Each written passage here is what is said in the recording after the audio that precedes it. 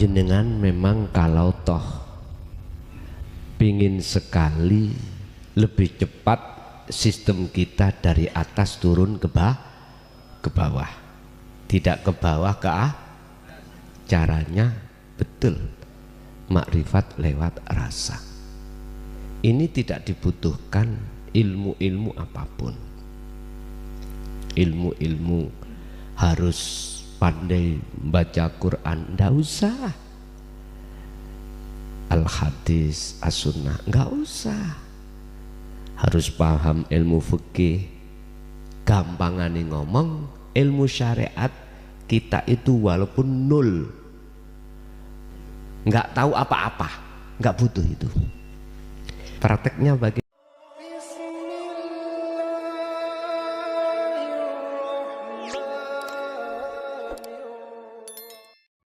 Assalamualaikum warahmatullahi wabarakatuh. A'udzu billahi minasyaitonir rajim. Bismillahirrahmanirrahim. Alhamdulillahi rabbil alamin. Wassalatu wassalamu ala sayyidina Muhammadin wa ala alihi wa sahbihi ajma'in. Pemirsa yang dirahmati Allah, marilah kita sama-sama mengucapkan puja dan puji syukur kehadirat Allah Subhanahu wa taala. Kita ikrarkan dengan ucapan alhamdulillahi rabbil alamin atas segala nikmat yang telah diberikannya kepada kita semua. Salawat dan salam semoga selalu dan tetap tercurahkan kepada Nabi kita Muhammad sallallahu alaihi wasallam wa ala alihi washabbihi ajmain. Pemirsa yang dirahmati Allah, marilah kita sama-sama ikuti dan kita dengarkan tausiah dawuh-dawuh dari Romo Kiai Haji Agus Mukhlason Rosid, pengasuh Pondok Pesantren Jaya Baru, Bangsal, Mojokerto. Semoga apa yang disampaikan nanti bisa menjadikan tambahan ilmu bagi kita semua. Amin amin ya rabbal alamin. orang-orang yang guruna kang menjaga zikirnya baik kiaman ketika saat berdiri wa qu'udan dan ketika beliau duduk wa ala junubihim dan atau dalam keadaan kondisi kita itu berbaring. Substansi makhluk syahid dalam ayat itu adalah yadhkurunallaha, berzikir. Maksud berzikir di sini tidak harus miturut makom syariah dan juga tidak harus miturut makom thariqah. Berzikir di sini yang dimaksud adalah dalam hati ini ada satu kesadaran bahwasanya apapun yang muncul dan timbul baik yang ada kaitannya dengan kita ataupun terhadap makhluk yang lain, hati jenengan harus selalu menumbuhkan rasa keimanan bahwasanya yusyahiduna annal fa'ila huwallahu ta'ala, yang menggerakkan, yang memperjalankan, yang memperperankan semua makhluk itu adalah Allah. Dan Allahnya tidak jauh terhadap diri kita. Wadzahiru wal batin.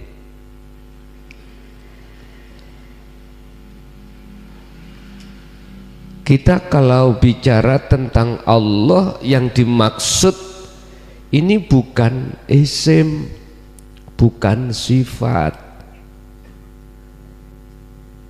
dan pula bukan zat hidup, tetapi yang dimaksud yadhkurunallaha ini adalah ana. Yang ana itu lahir dari maksud laisa kamislihi syai'un, dan itu akan muncul secara otomatis dalam hati jenengan setelah faktulu anfusakum, setelah apa yang didawuhkan Allah di dalam surah Al-Baqarah ayat 54, kisah Nabi Musa dengan para kaumnya,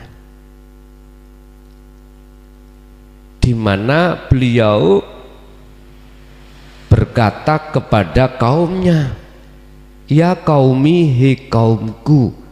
Nabi Musa itu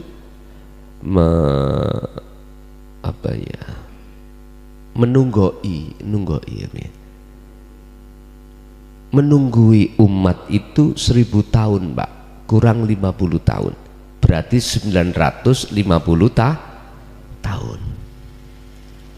Kalau Kanjeng Nabi hanya berapa? Nggak ada 100 tahun, hanya 63 tahun. Tapi diteruskan oleh tabi'ina sholihin, entah dari unsur nasab, entah dari unsur sohib, yang jelas diteruskan sampai sekarang 14 abad. Berarti lebih banyak Nabi Muhammad daripada Nabi Musa. Beliau itu dawuh berkata terhadap kaumnya, ya qaumi innakum dzalamtum anfusakum, sesungguhnya kamu itu telah mendolimi dirimu sendiri. Ini ayat ini Bapak Ibu, kalau kita tidak tahu makhluk syahid dari sisi hakikatnya bahaya, nggak bisa paham. Kalau kita terjemahkan dari muhakamah, nggak akan paham. Ternyata yang dimaksud innakum dolamtum anfusakum ini adalah mendolimi dirinya hidup, sama dengan mendolimi Allah. Bentuknya apa? Bittikhadikumul ijlah, mengadakan selain kami selihi dalam kita itu sebagai Tuhan. Al-ijlah, Pak, di sini ada yang mengartikan sapi atau anak sapi. Anak sapi kalau dibiarkan nanti menjadi sapi. Makanya bulan Dzulhijjah disembelih, Pak, sembelih buat kurban. Kebanyakan kita umat Islam itu menyembelih sapi secara fisik, tapi sapi yang di dalam hati, mohon maaf, umat Islam enggak paham. Kecuali jenengan kali kula niki sebagai santrinya Mbah Yai dipahamkan hukum hakikat. Ternyata yang disebut al-ijlah adalah masiwallah, perkara-perkara selain Allah yang sudah masuk dalam hati. Wala taj'alu ma'allahi ilahan akhara, janganlah kau jadikan selain Allah itu dalam hatimu. Bentuknya kaum itu gimana? Contoh ngeten, apa yang ada di dalam diri saya, Allah sejatinya, yaitu yang tidak bisa kami sebut, itu saya aku. Apa baju sifat wujudnya Allah, itu saya aku. Contoh kalam, dalam hatiku ada satu iman rasa kalau saya yang berkalam. Ini maksudnya saya telah mendolimi diri saya. Itu sama halnya mendolimi Gusti Allah. Tak rampas sifat Allah itu. Dalam diri saya merasa punya ini, punya itu, bisa ini, bisa itu. Itu termasuk pendoliman saya. Bapak Ibu, ini akan terjangkit terhadap seluruh umat manusia, terjangkit pada seluruh umat manusia kecuali illa ibadaka minhumul mukhlasin, kecuali hambamu ya Allah yang tidak bisa kuplesetkan, kata iblis, yaitu hamba sebagian di antara minhum mukhlasin yang jenengan pilih. Siapa hamba yang dipilih Allah? Alladzina yastami'unal qawla wa yattabi'una ahsanahu. Az-Zumar 17:18. Dialah mereka golongan yang ketika saat ajaran hakikat yang disampaikan ini dia dengarkan dan dia terima dalam hati, lalu dia ikuti, dia amalkan. Lah inilah Pak, golongan yang tidak bisa dipengaruhi oleh hawa nafsu dalam diri kita. Awalnya kita kena awalnya, tapi berhubung kita mengikuti ajaran Kanjeng Nabi di jalur dinut tauhid, di situ mulai paham. Akhirnya kita akui kalau kita selama ini pendosa pada Allah, ruhaniyah kita, hati kita. Oleh sebab itu, hei kaumku, lekas bertobatlah. Caranya bagaimana? Faktulu anfusakum, bunuhlah dirimu. Bahasa lugat muradnya begitu. Lah niki nek mboten kalau tidak diurai faktulu anfusakum, semua manusia habis ngaji pulang langsung bunuh diri. Bukan itu maksudnya. Faktulu podo, membunuhlah kamu sekalian anfusakum, pada dirimu sendiri. Ternyata apa Bapak Ibu? Ma'asyiral muslimin rahimakumullah, adalah tindakan dalam hati kita melepaskan keakuan diri sebagai makhluk yang bisa ini, bisa itu, punya ini, punya itu. Otomatis caranya, jalannya adalah yakfur bittaghuti wa yu'min billah. Tinggalkan pengakuan-pengakuan kita sebagai makhluk yang bisa ini, bisa itu. Sebab sejatine makhluk asline itu adalah la haula wala quwata. Sangat bisa dipaham Pak nggih? Nggih. Aku yakin karena sampean sudah bermodalkan pengetahuan makrifat dari Mbah Yai, jadi saya enak tinggal mentaukiti aja. Pokoknya paling enak saya ngaji di Bondowoso Pak, Siti Bondo. Karena beliau adalah santrinya Mbah Yai, jadi kula tinggal nambahi ngoten mawon. Bapak Ibu hadirin jamaah rahimakumullah.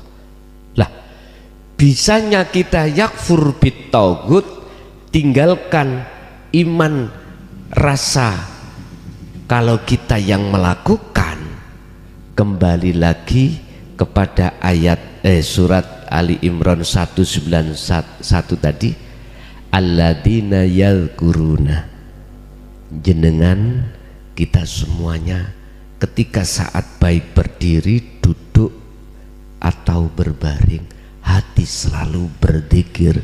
Fungsi dari sirul asrar, zikir yang sudah tidak mengucap, sudah tidak isim nama, sifat sudah tidak, tapi di situ adalah su'aul basirah, menumbuhkan rasa kesadaran kalau hidup dalam diri kita itu sejatine wujude Gusti Allah. Akhirnya kalau sudah di situ jenengan berhak Allah dohir wujudi jenengan kali kula niki wujud jenengan nyata tak? Nyata. Inilah maksud sifat wajib Allah wahdaniyah, makna sawiji. Makanya seluruh dunia manusia yang jumlahnya triliunan itu nggak ada yang sama. Kita wujudnya ada yang sama? Nggak ada. Sekalipun itu saudara kembar, nggak ada yang sama. Wahdaniyah, makna tunggal, yaitu ini khusus bagi jenengan yang sudah duduk di akad baru boleh Pak. Kalau ndak di situ nggak bisa, batal hukumnya. Contoh, mohon maaf nggih, agak terlalu tajam nggih. Siapa yang mengatakan aku Allah? Merekalah yang sudah faktulu anfusakum, sudah kefanaan selain Allah, termasuk dirinya. Baru sah munculnya hal itu, baru sah. Yang tidak sah itu kan masih di dalam muncul keakuan diri makhluk itu. Makanya mengapa di dalam surat Toha itu dikatakan innani anallah, ditegaskan yang berkata innani itu adalah Allahnya. Itu menegaskan bahwasanya siapapun kita tatkala masih muncul selain wujud Allah dalam diri kita, berarti masih pengakuan-pengakuan, maka nggak boleh. Mungkin gini Pak, kalau ibaratkan gini, kita masyarakat umum, tatkala kita pakai mobil terus di depan kita lampu merah, kita terjang aja, ini pelanggaran, nggak boleh, karena belum punya kewenangan. Berhubung jenengan presiden, angsal mboten? Boleh. Karena makom jenengan sudah di situ. Makom kefanaan selain Allah sudah. Artinya, apakah Allah itu terikat atau diikat dengan hukum? Dan atau apakah hukum kita manusia bisa mengikat terhadap Allah? Nggak bisa. Allah bersifat jaiz, wenang. In arada syai'an ayyaku lalahu kun, lah sudah. Lah, untuk menumbuhkan hati kita semakin lama semakin besar rasa mahabbah kepada Allah, kita harus ikuti seperti apa Kanjeng Nabi jalankan. Kanjeng Nabi sudah menteladankan terhadap kita, ya kita ikuti. Termasuk salah satu di dalam ayat itu, ketika kita berdiri atau kita duduk atau kita berbaring, hati harus selalu menjunjung tinggi faqadistamsaka bil urwatil wuthqa, memegang teguh tali Allah itu. Mana tali Allah? Dzikir. Mana yang dimaksud dzikir? Adalah dalam hati ada rasa kesadaran keimanan bahwasanya hidup itu wujudnya Allah yang dalam diri kita atau di luar diri kita.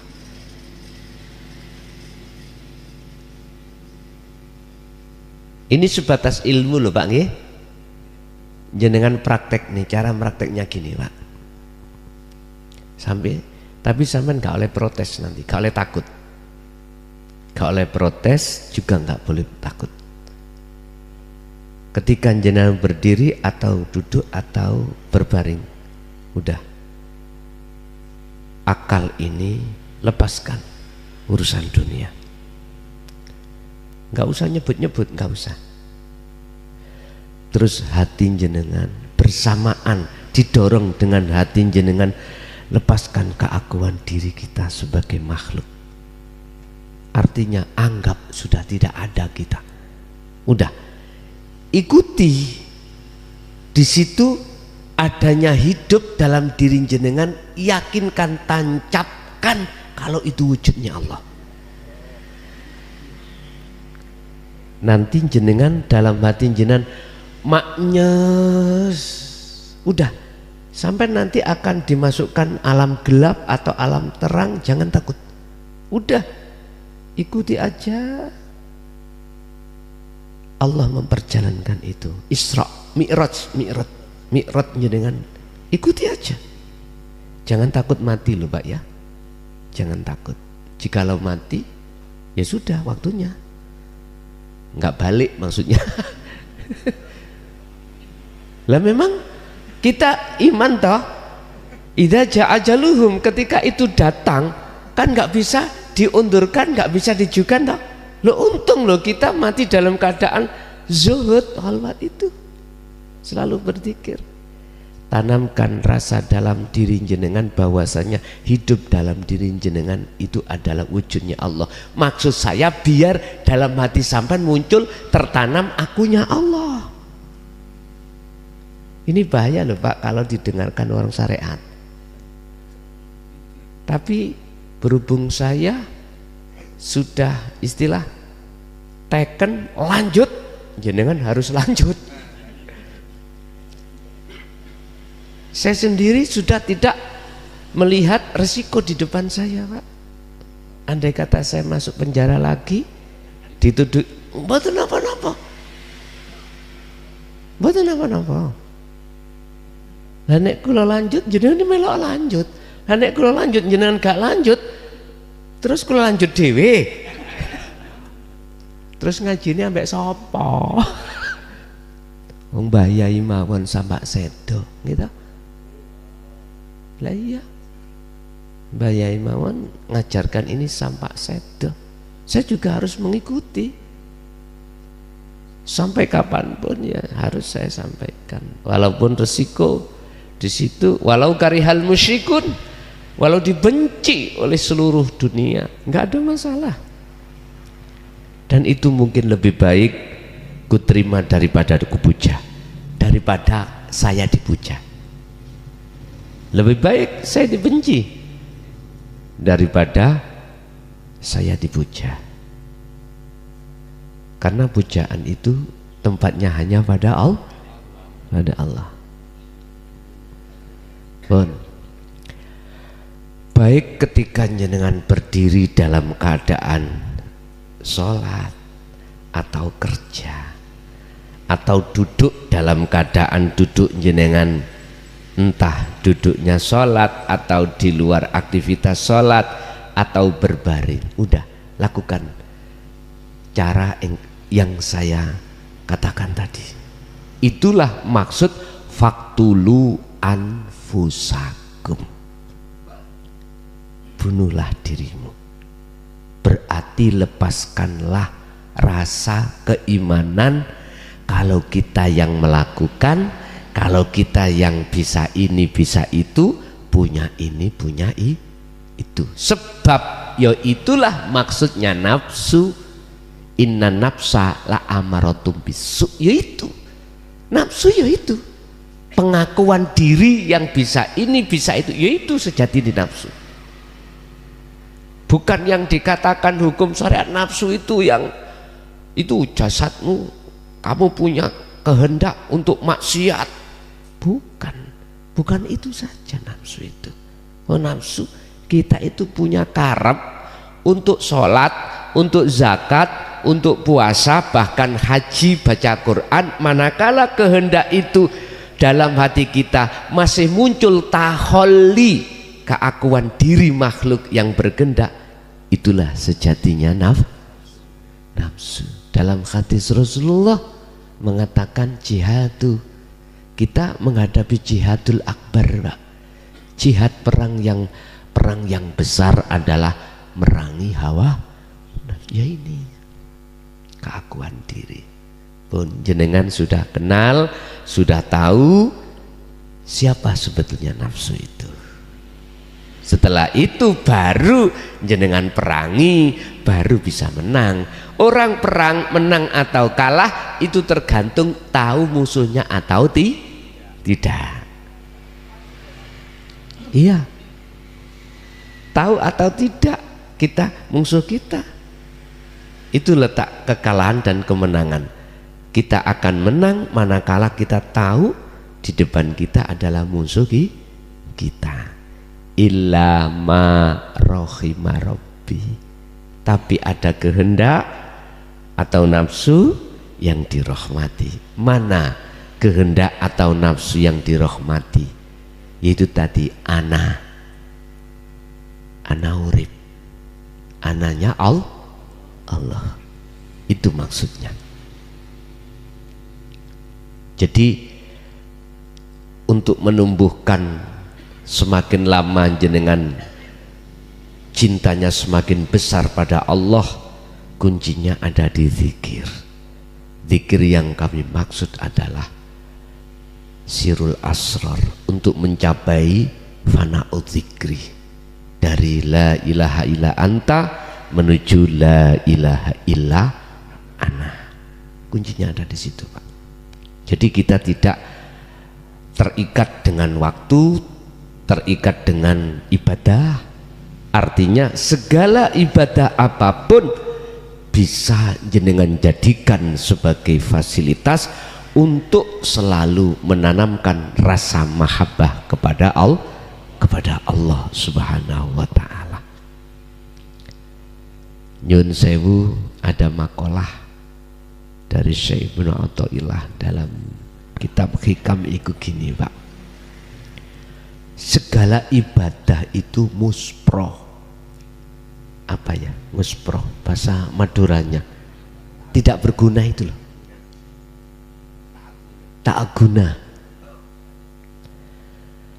Al-a'malu suwarun qaimatun. Itu laksana patung yang tidak bisa apa-apa. Berarti nggak bermanfaat. Sebab apa? Sebab nggak ada ruhnya. Patung itu nggak ada ruhnya. Istilah bahasa jasmani kita patung, Pak, ya, nggak ada rohnya. Ya, kalau kita biarkan semakin lama semakin berbau, gitu, nggak ada manfaatnya. Mana amaliyah, ibadah yang tidak berguna di mata Allah, indallah. Itulah ibadah amaliyah yang tidak bernyawa. Apa nyawanya? Ruhnya amal ibadah itu. Wa arwahuha, itulah wujudu siril ikhlas fiha in dalam amal. Ruhnya amal adalah rahasianya ikhlas. Apa yang dimaksud siril ikhlas? Itu adalah cahaya makrifat. Bagaimana mungkin cahaya makrifat dalam hati jenengan untuk menuju ana itu bisa terjadi lawang cahaya makrifat bersumber dari zikir. Lawang kita tidak berzikir.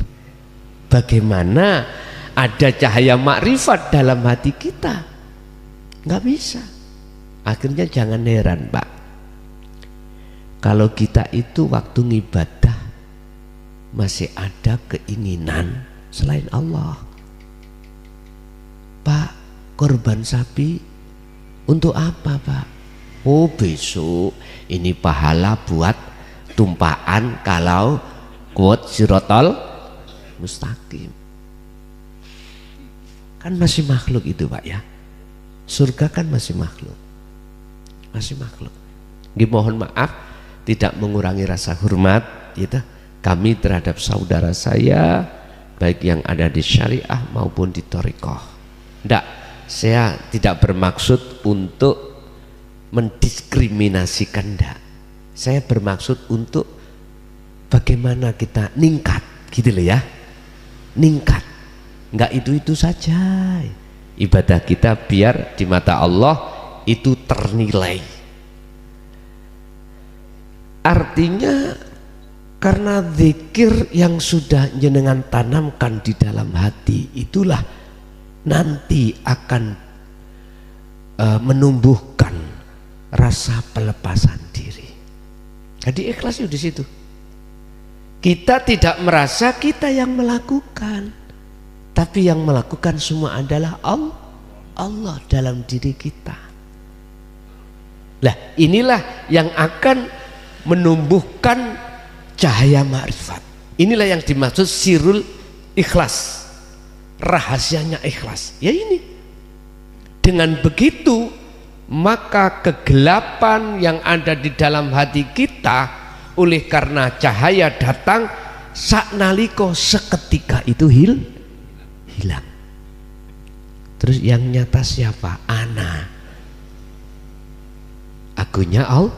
Lah, artinya Bapak, setiap kali ibadah apapun akan ternilai di mata Allah, akan disebut sebagai ibadatun makbulatun, manakala ketika beribadah ruhaniyah jenengan iku makrifat dateng, makrifat pada Allah yang nyata, yang wujud itu hanya Allahnya. Inilah yang dimaksud Kanjeng Nabi Ibrahim, inni wajjahtu wajhiyah, sesungguhnya kuhadapkan wajah ruhku terhadap wajah Allah. Kita umat Islam umumnya tidak seperti itu. Ucapannya memang seperti itu, tapi buktinya enggak. Kita menghadapnya itu tidak wajhiyah. Menghadap apa? Lilladzi fatoros samawati wal, isinya samawat dan ard. Makanya jangan heran kalau kita sholat Allahu Akbar ingat wedhus, kambing, sapi. Jangan heran, itu kan isinya langit dan bumi toh Pak ya. Samawat, berarti samawat itu urusan akhirat. Kita ingat surga, ingat pahala dan lain sebagainya. Kita itu wajah ruh kita ngademnya ke situ. Padahal Nabi Ibrahim tidak seperti itu, harus wajihiyah. Jikalau miturut ayat ini itu, jikalau apabila ada istifham, pertanyaan gini atau syarat, jikalau betul-betul wajah ruhmu itu menghadap wajihiyah, maka ditutup ayatnya wama ana minal musyrikin, dan saya tidak termasuk golongan orang yang menyekutukan Allah, orang yang menduakan Allah. Artinya kesucian Allah dalam keahatan murni. Dirinya Nabi Ibrahim sudah nggak ada, tinggal anak Allah. Kalau dijelaskan secara dohir loh, ini memang bahaya. Dijelaskan secara dohir kepada golongan makom yang ada di bahaya Pak. Aku Allah bahaya. Biarlah itu ada di dalam hati jenengan. Secara syariat, lesan, cukup kita ngomong sesuai dengan hukum syariat. Satu contoh, ibu ditanya, Bu, jenengan sing belanjani sinten, yang kasih belanja siapa? Tidak ngomong suami, tapi Allah. Allah minta belanjanya. Jangan gitu. Tapi nggak salah loh Pak, karena kebenaran di dalam sampai keluarkan. Tapi ini bahaya manakala ditangkap oleh makom am, nggih, makom umum bahaya. Tapi nek jenengan sing menerima cocok ngene tepak itu, Masya Allah. Ya sekali-kali lah gitu. Pak Bapak siapa yang masakkan jenengan? Jelas Allah. Mana wujudnya itu? Lah, Allah dohir, Allah itu. Loh, wes bingung. Kita golongan am bingung. Akhirnya muncullah apa namanya mukhotob atau lakop. Kita dituduh sesat.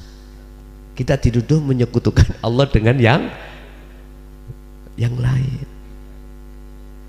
Biar enggak terlalu banyak ombak badai, cukup di dalam hati. Bapak Ibu hadirin, niki anu lho Pak, pembahasan iki mang mutlak lho Pak ya. Mutlak ini tadi, mutlak.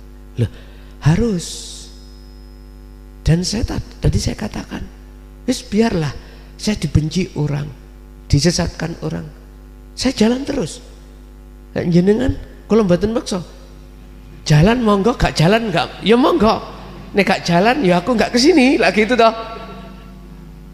Saya teringat dengan kalimat jangan takut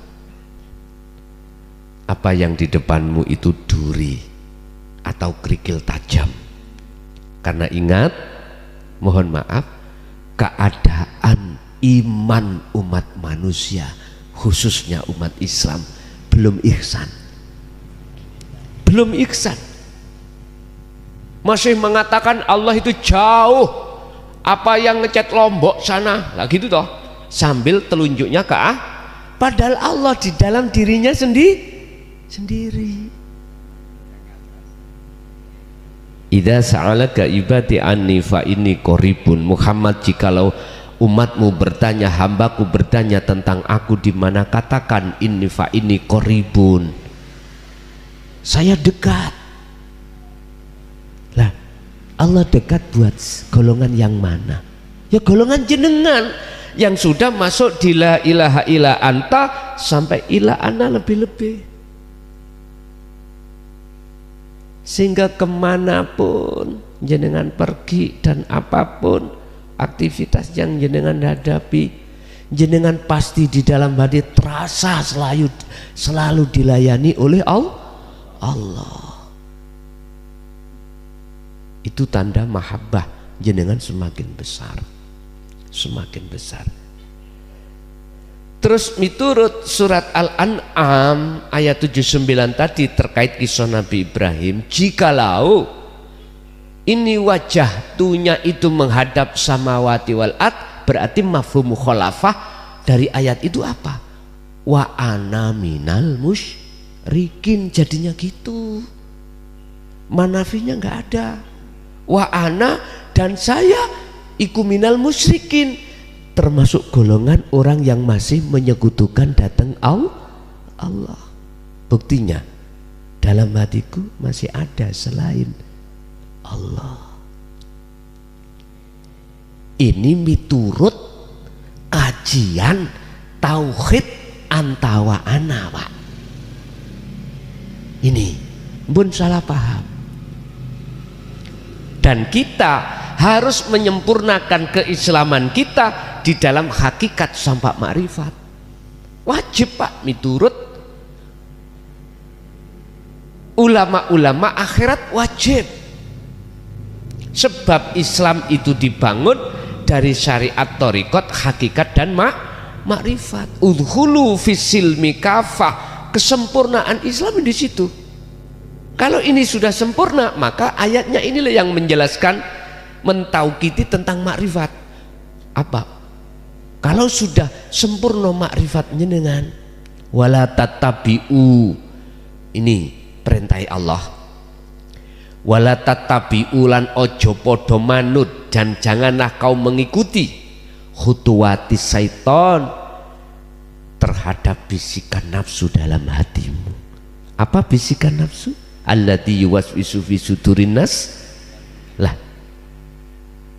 jenengan disuruh untuk melalaikan Allah. Makan harus lalai. Kali itu Allah yang berperan. Kita disuruh ngakui. Yang kasih belanja kita dipaksa untuk beriman. Yang memberikan belanja adalah suami. Yang memasakkan kita dipaksa beriman. Yang memasakkan itu sumbernya dari istri. Niki le, mohon maaf, jangan kau mengikuti ajak-ajaknya iblis atau nafsu dalam diri kita. Wala tattabi'u khutuwatis syaitan. Sebab apa kita tidak boleh mengikuti bisikan nafsu di situ? Sebab innahu sak temene setan nafsu lakum kedue sira kabeh ku aduwun, mungsuh mubinun kang nyoto. Sekarang kita ketika saat proses pengenalan nafsu ya dan memerangi, berarti nafsu statusnya menjadi mungsuh. Tapi kalau nanti kita sudah dikatakan Allah sudah sampai ke musyahadah, bukan musuh lagi, wah. Teman untuk berrahmat pada Allah. Niku lho, sampai mati yo tetap ngiting kita. Bukti nih, kita haus, dalam hati ada nafsu keinginan untuk minum. Kita lapar, makan. Kita setiap hari ada keinginan berangkat kerja. Nah, itu kan nafsu semuanya, nafsu. Lah berhubung nafsu itu sudah tidak jadi musuh Anda, bahkan menjadi teman, gitu. Akhirnya semuanya kita ajak untuk ngabdi kepada Allah. Tapi ingat, sepanjang sejarah iblis ora gelem sujud. Baik ketika saat Nabi Adam masih hidup ataupun sudah mati. Artinya nafsu itu walaupun sejinak apapun, tetap kita harus waspada. Itu teman kita. Ingat, ada istilah teman dalam selimut. Intinya ayat itu kita harus selalu waspada. Cara untuk waspada, ikuti Rasulullah dan pengikut setia Rasulullah. Siapa? Alladzina yadhkurunallaha. Dialah mereka yang selalu berzikir, baik ketika berdiri, ketika duduk, ketika ketika berbaring pun. Kuncinya itu untuk bisa menumbuhkan rasa bertambah cinta kita pada Allah. Nanti kan beda, Pak, kalau sudah menjadi kekasihnya, bukan kewajiban yang kita lakukan, karena kewajiban enggak. Bukti kalau istri kita itu cinta, suami kita cinta, mohon maaf, bukan memberikan layanan atau memberikan kewajiban. Itu kewajiban, enggak. Udah, di situ sudah tidak terhukumi apapun. Ya udah, kebutuhan. Nah, jadi jenengan sholat sudah tidak karena perintah, sudah tidak karena kewajiban, karena memang ya sudah seia sekata, kebutuhan. Wa ma umiru illa liya'budullaha mukhlishina lahud liya'budullaha. Kita akan masuk ke liya'budullaha memang kebutuhan, bukan kewajiban. Tapi nek miturut makom kita yang masih diam, yo kewajiban. Ngaten dah. Tinggal kita makom di mana. Bapak Ibu hadirin jamaah rahimakumullah. Saya tidak sama dengan tahun-tahun kemarin, Pak. Mohon maaf. Dalam durasi tausiah itu saya paling tidak hanya 1 jam, mohon maaf. Tidak bisa seperti yang dulu-dulu. Cuman tambahan tanya jawab ini mungkin bisa lebih dari satu jam. Saya ngikuti aja di situ. Ternyata lebih enak kita bicara ketika saat tanya jawab. Jadi nggak monolog, jadi enak. Kesimpulannya ngeten Pak, materi pada malam hari ini secara otomatis akan tumbuh mahabbah semakin besar manakala kita selalu merapat kepada Allah. Sebab siapapun yang berjalan semakin lama ke arah barat, otomatis semakin jauh arah timur yang ditinggal. Tondone ngeten, jenengan nanti hati tidak mudah kena gebyare isine dunya, walaupun secara jasmani jenengan mewah dengan dunia. Okay. Itu tidak akan mempengaruhi hati jenengan untuk berkamuflase dengan Allah, untuk gini Pak, kan nggak ada bedanya loh Pak ya.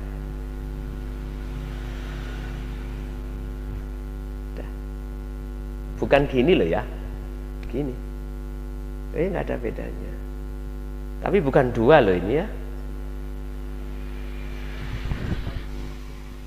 Inilah akad yang gue maksud ya. Jadi yang perlu kami tekankan di sini untuk meraih rasa mahabbah, cinta hanya pada Allah, kuncinya di dzikir. Di dzikir. Cara prakteknya ya seperti tadi. Udah lepaskan akal dengan urusan dunia, hati juga bersamaan dengan melepas akal urusan dunia, pelepasan keakuan diri makhluk yang punya ini bisa itu, lepas. Di situ nanti dengan sendirinya akan muncul akunya Allah hidup itu. Udah, jenengan kalau sudah di sini lalai dengan urusan anak, istri dan lain sebagainya, biarkan. Istilah jenengan jadab di makom khos atau jadab di makom di makom khawasul khawas, biarkan. Itu pilihan Allah sudah. Udah ikuti aja, biarin. Sampai di mana Allah memperjalankan sampai memi'rotkan itu. Kalau waktu, apakah itu 1 detik, 1 menit, 1 jam, 1 hari, 1 tahun, sudah ada di situ terus, ya sudah, jenengan nggak boleh protes. Nggak bisa Pak jenengan protes kalau sudah di situ, nggak bisa. Justru jenengan tidak akan pernah mau keluar dari situ nanti. Inilah yang ditakuti oleh orang-orang yang belum pernah merasakan hal ini. Bahasanya gak gendeng gitu. Sebab tetangga saya belajar itu, praktek itu, jadinya gila. Ingat, mungkin bisa dilihat dalam surat Ibrahim ayat 3. Mereka-mereka yang tidak suka bertemu Allah, bagaimana? Alladzina yastahibbunal hayatad dunya alal akhirah. Mereka punya strategi Pak, supaya kita tidak masuk ke wilayah ahad. Apa? Dihidangkanlah kesenangan dunia, supaya hati jenengan ini bercinta, berkasih mesra dengan itu. Kalau sudah masuk di situ ayatnya alal akhirah, pasti jenengan semakin jauh pada Allah. Bahasa syariat semakin jauh terhadap alam akhirat. Gak mikir nih urusan akhirat, tapi mikir nih urusan bahasa syariat, bahasa hakikat jenengan semakin jauh, rohaniah kita semakin jauh pada Allah. Kalau ini tidak bisa Pak, mereka lakukan.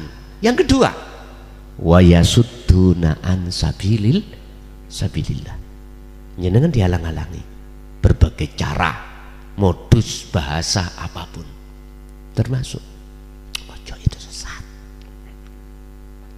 jangan ngaji itu Bapak Ibu, saya maklumi karena belum paham. Siapapun jenengan kali kula kalau belum paham mesti gitu, akhirnya muncul rasa mamang. Ditambah lagi orang-orang yang menguatkan jenengan, jangan itu sesat itu. Kanjeng Nabi nggak pernah dulu itu, mana hadisnya yang mengatakan Rasulullah mengajarkan tentang hakikat ma'rifat, nggak ada. Mohon maaf Pak nih, sebelum kita masuk ke hadis kan kita harus cari dulu dalam Al-Quran gitu. Kalau kita bicara Rasulullah tidak pernah menyampaikan bagaimana status surat Al-Ikhlas ayat 1 tentang ahad, jelaskan Muhammad, katakan Muhammad Allah itu adalah Esa, maksudnya jelaskan Esa itu yang bagaimana. Wah, ini prosesnya panjang Pak. Akhirnya ada pendidikan tauhid, la ilaha illallah, la ilaha illallah, la ilaha illa anta, sampai la ilaha illa ana, semuanya ada dalam Al-Quran. Loh, apakah itu enggak termasuk dengan adanya ayat yang muncul itu, tidak, apakah tidak termasuk menunjukkan bahwasannya Rasulullah menyampaikan juga?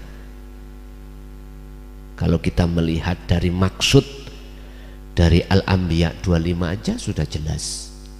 Wa ma arsalna min qablika mir rasulin illa nuhi ilaihi annahu la ilaha illa ana fa'budun. Muhammad, aku tidak pernah mengutus utusan sebelum kamu, termasuk dirimu, kecuali harus mengemban wahyuku inti ini untuk kau sampaikan terhadap umatmu. Mana isi maksud la ilaha illa ana ini? Kalau ingat waktu dulu kalau ngaji tafsir Jalalain, kalau sampai terhadap ila ana bablas. Just biasalah Pak, di dalam syariat kan gitu, nggak ada kapasitas untuk menjelaskan itu, ya mesti mawon, ya wis la ilaha illa ana bablas, boten mendetail ini karena memang bukan kapasitasnya. Mengapa harus saya sampaikan hal itu? Supaya apa? Fa'budun, nyembahnya biar benar. Ini wajah tu wajiyah, bukan ini wajah tu samawati wal ard, biar enggak seperti itu. Nah, sebelum ayat Al-An'am, ayat ini wajah tu wajah, itu kan ada kisah bahwasanya Nabiullah Ibrahim pernah menganggap matahari Tuhan, menganggap bintang, bulan. Tapi ketika saat jatuh ayat itu, udah berarti ketemu, berarti kita itu sebetulnya mantan-mantan menyembah berhala, mantan kita. Ya sudah, makanya kalau sudah sampai di situ mesti Allah menanamkan hati jenengan iki sifat rohim pada keluarga, itu pasti. Mesti hati sampean iku berpikir, ya Allah kasihan lah ngoten ya. Akhirnya anak, istri, saudara kita kasih tahu. Tapi prosesnya sama dengan kita. Pertama awalnya menolak, gitu. Tapi lambat laun hidayah datang. Akhirnya sadarlah kita. Oke, Bapak Ibu hadirin, kita masuk pada sesi dialog atau tanya jawab, sharing-sharing. Di sini nggak ada guru, nggak ada murid. Semuanya kita sama-sama menuju kemurnian tauhid kita. Nggih, monggo kula aturi. Assalamualaikum warahmatullahi taala wabarakatuh. Ini pertanyaan, mau masuk zona berikutnya, ma'rifatullah dalam rasa, itu yang penting saya. Iya, sudah itu lewat Surabaya, Jakarta sudah lewat ini, melalui jalan-jalan seperti tadi itu dah ya. Assalamualaikum warahmatullahi taala wabarakatuh. Waalaikumsalam warahmatullahi wabarakatuh. Makrifat lewat rasa. Rasa itu apa sih? Iman, ya.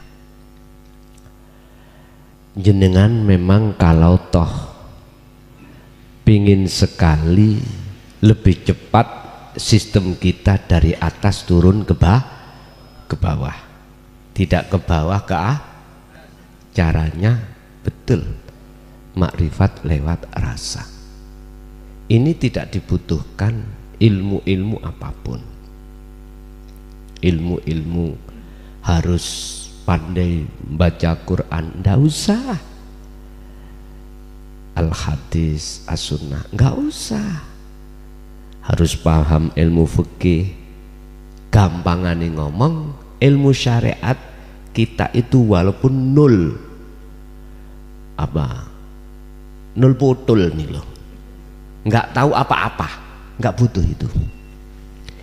Cukup dalam hati jenengan ada rasa, munculkan rasa dalam diri jenengan bahwasanya hidup dalam diri jenengan itu adalah Allah. Prakteknya bagaimana? Yaitu tadi yang aku katakan, sesering mungkinlah jenengan itu berdiam diri atau wukuf, akal lepas, hati lepas keakuan diri makhluk apapun. Akhirnya keakuan Allah dalam diri jenengan mesti akan muncul. Kalau nggak muncul, paksa muncul.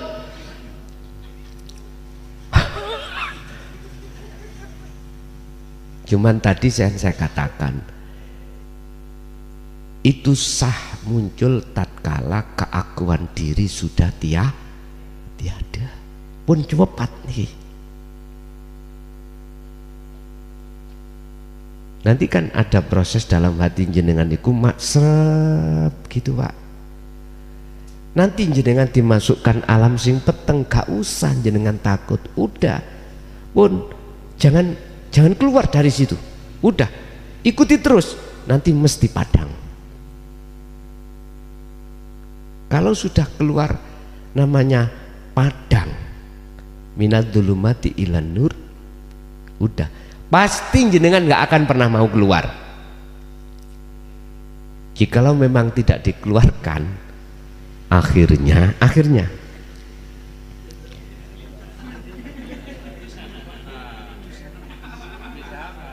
ya sudah, kita ikut aja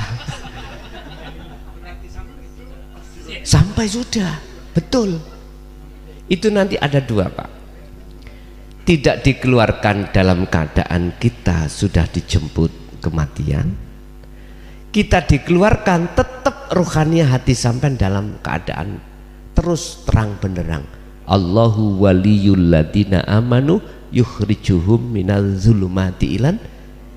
Udah, walaupun jenengan dikembalikan lagi, posisi hati sampai selalu terang benderang. Udah, hati selalu makrifat pada Allah, selalu makrifat. Jadi inilah yang dimaksud amal yang berlandaskan wujudu siril ikhlas. Amal itu bernyawa, amal sampai bermakrifat. Yo ini lho Pak,